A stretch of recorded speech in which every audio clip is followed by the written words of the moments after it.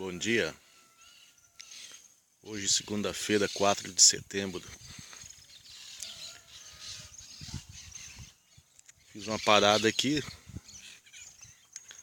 no boteco ali, tomei um cafezinho, pá, aguardando o cara que vai pesar o gado.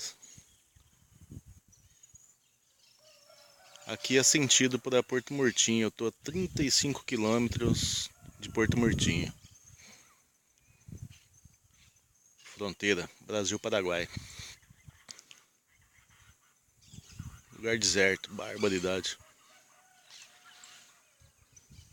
Tem um ponto de apoio, já quebra o galho.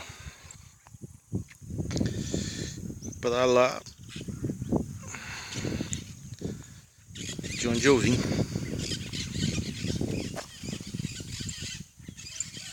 Daqui pra lá só a subida, hein? De lá pra cá é bom, só a descida. Agora daqui pra lá vai ser um Deus nos acuda, só subida. E vou pegar a hora mais quente do dia pelo jeito.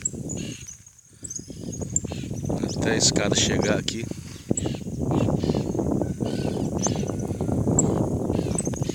O lugar até que não é dos mais feios, não.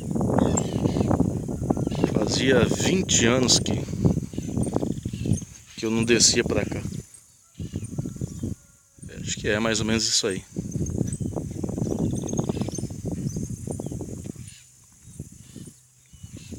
Mudou pouca coisa.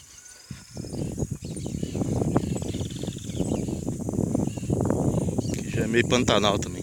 Meio não, né? É. Só que aqui é parte alta. Aqui uma cruz.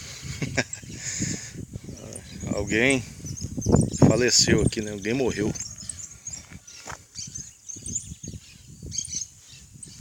Aqui é o tempo do zagaio ainda. Vamos aguardar aqui. Aquela paciência de sempre, né? E à noite, se Deus quiser, em casa. Ok? Tchau, tchau.